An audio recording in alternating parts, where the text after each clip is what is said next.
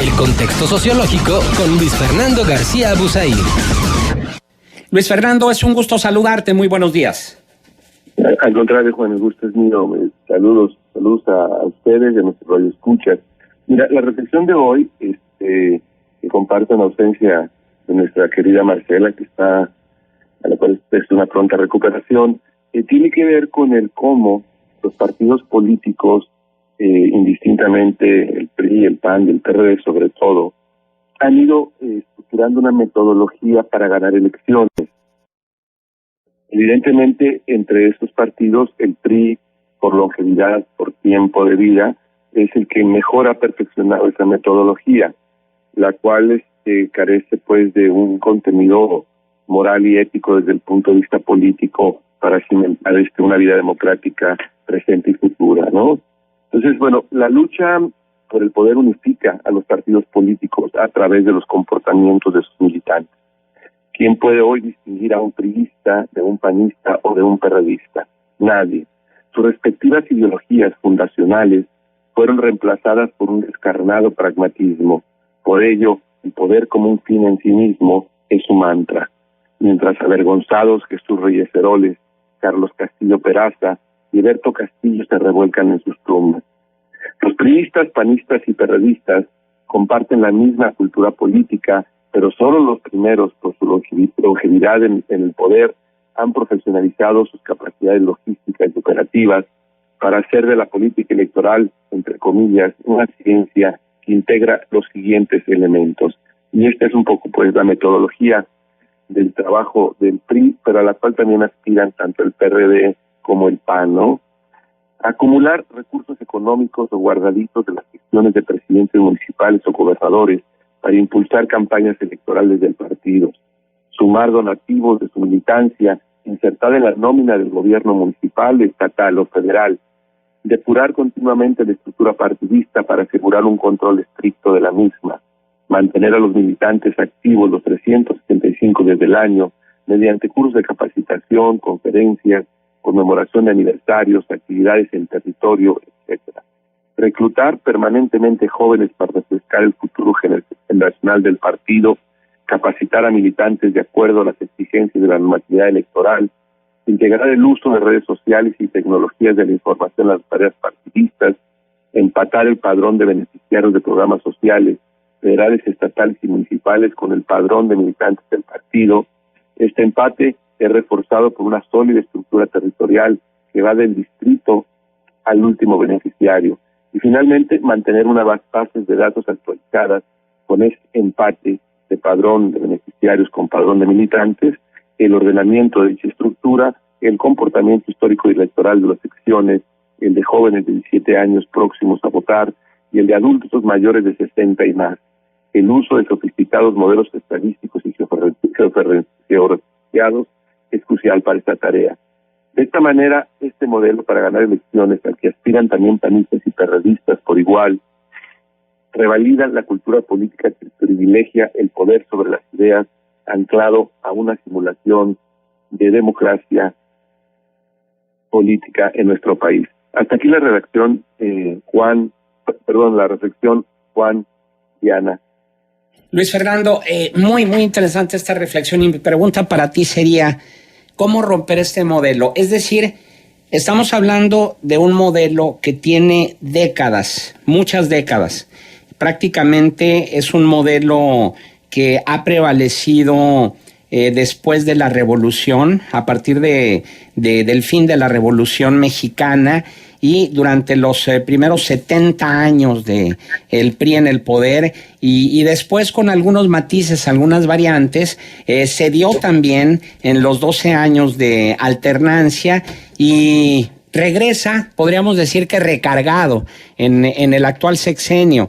Sin embargo, no obstante que este modelo para la mayoría de los ciudadanos está agotado, la pregunta es, ¿por qué no romperlo? Mira, la pregunta pues es central, ¿no? Y sí, es un modelo inercial al que de manera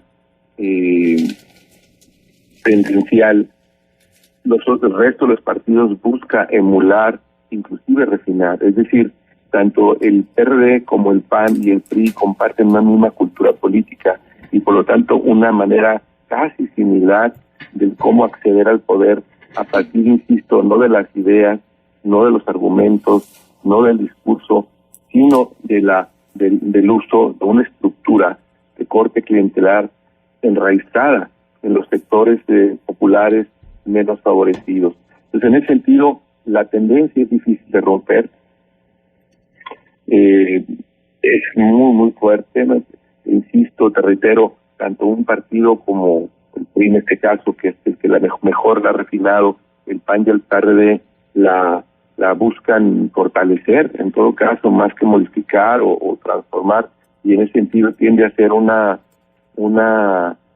tendencia difícil de romper. Ellos parten de la premisa que la política, o la definición de la política, o el acceso al poder como partidos políticos, se basa en sus vínculos con redes clientelares sólidamente establecidas en los pobres urbanos, en los campesinos y en los indígenas. Faltaría ver si en algún momento dado algún partido se plantea la posibilidad de trabajar con clases medias altas y altas, que también componen o integran un sector significativo de la sociedad.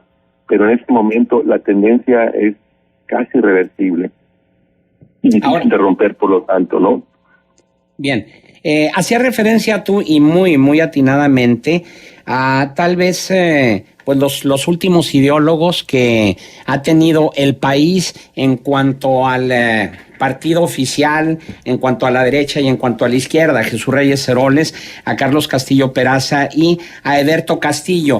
Podrían considerarse que son garbanzos de a libra, que son la excepción de la regla, porque cada vez que se habla de ideólogas, cada vez que se habla de políticos, pues pareciera efectivamente eso, que son la excepción de la regla, esos tres.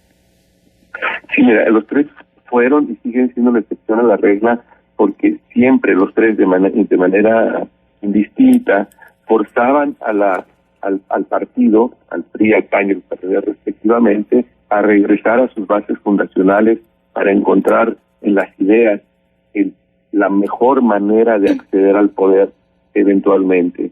Entonces, eso los distingue a ellos porque además de su integridad, de su inteligencia, siempre fueron reiterativos en ese sentido.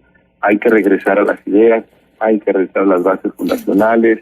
Eso es lo que nos permite darle un sentido ético y político, en el sentido de la palabra, a nuestra posibilidad de acceder al poder como partido político. Tristemente, estas ideas han quedado rezagadas o han sido reemplazadas más bien por un pragmatismo descarnado que abandona la posibilidad de convencer, de persuadir, ¿verdad? Y darle sentido ético y moral a la política en nuestro país. Luis Fernando, buenos días, te saluda Diana Torres. Diana, qué gusto, muy buenos días. Igualmente, Luis Fernando, me da mucho gusto saludarte y compartir contigo la siguiente reflexión. Hay una pregunta que reiteradamente viene a mí, creo que es un buen momento para compartírtela y tiene que ver con la conciencia que hay desde la clase política, desde quienes participan en las decisiones públicas respecto a lo que estas estructuras y lo que tú llamas estas formas de acceder al poder, que además parece que ya están tan inmersas en la naturaleza de los partidos políticos que se asumen no solamente como propias sino como correctas y como la única forma de acceder al poder. Pero me pregunto, ¿qué tanta conciencia hay respecto a las implicaciones que esas formas de acceder al poder tienen en cuanto al fortalecimiento de la democracia en nuestro país? Es decir, desde afuera nos parece muy evidente que estas formas de acceder al poder a través de la estructura clientelar y del aprovechamiento de las estructuras de gobierno para conseguir votos, pues no es más que cavar para hacer el pozo más profundo. Es decir, terminan por generarnos una sociedad menos próspera, menos educada, con menos acceso a los servicios de salud, porque me parece que no es eso más que seguir cavando para hacer el pozo más profundo. Y yo me pregunto frecuentemente si son conscientes de ello, o si esta repetición en la práctica, vamos, que lo ha hecho natural e incluso hacia ellos mismos lo legitima. Sí, mira, No quisiera ser fatalista en ese sentido, pero los partidos políticos, en el sentido frío y descarnado de la palabra en México, reducen su preocupación a acceder al poder, más allá de las consecuencias que pudiera tener para la vida democrática de todos y cada uno de nosotros como nación. Uh-huh. En ese sentido, esa visión limitada, a mi parecer, fría, descarnada, tiene que ver mucho con cuestiones estructurales de nuestra sociedad que reproducen la pobreza, sí, la falta de oportunidades educativas, laborales, de acceso a la vivienda, a un empleo digno y justo, etcétera, que prevalece en nuestra sociedad, que crean un ejército de reserva desde el cual los distintos partidos políticos nutren sus respectivas estructuras político-electorales. En ese sentido también, viendo las cosas desde el punto de vista de ese ejército de reserva, ¿verdad?, electoral, por decirlo de alguna manera, es importante evaluar que esta gente, la gente más necesitada, la gente marginada, la gente pobre, ¿no?, que nutre esta estructura político-electoral, tiene muy pocas oportunidades, Diana. Sí. Es decir, la sociedad mexicana, nuestra sociedad, les ha fallado para darles un acceso digno y justo a la sociedad. Es gente que se debate, para decirlo de una manera un poquito dramática, entre ser parte de una clientela electoral o parte de una clientela vinculada al narcotráfico y al crimen organizado. Entonces, en ese sentido, ellos también, viéndolo desde el punto de vista, tienen esa necesidad de sobrevivencia, que al final de cuentas es como reducen el sentido de sus vidas, ¿no? Uh-huh. Para salir adelante. Sí. Entonces, sí. Me queda claro que son los menos responsables, pues. Sí, claro, pero recomiendo, pues. Entonces, sí, en ese sentido, los partidos políticos, desde mi punto de vista, en este momento, no veo con claridad cuál, ¿verdad?, han abandonado de manera respectiva toda posibilidad de fortalecer esa vida democrática que habría, como tú bien nos dices, mejorar en un sentido integral el futuro de nuestras vidas como mexicanos. Y eso se ve reforzado por las condiciones estructurales de las cuales ellos perciben como única manera de acceder al poder el apalancamiento entre las clases marginadas o más desfavorecidas de México. ¿Sabes qué figura le doy? Y para volver a lo que decía hace rato, es que me da la impresión de que estamos contratando trabajadores para construir una obra donde todos podamos vivir mejor, y lo que se dedican a hacer es eso, a cavar más profundo y a usar las herramientas que les damos y los materiales que les damos para, en lugar de construir, cavar más profundo. Definitivamente, yo coincido contigo. Ahora, viendo desde un punto de vista de lo que ha ocurrido recientemente en los últimos 3 años, y creo que se ha analizado poco, ¿no? Ha habido una emergencia de ciudadanización en el país, no estoy hablando de Torre exclusivamente, en el cual de distintas maneras se ha manifestado la ciudadanía. Uh-huh. Lo hemos platicado en ocasiones anteriores.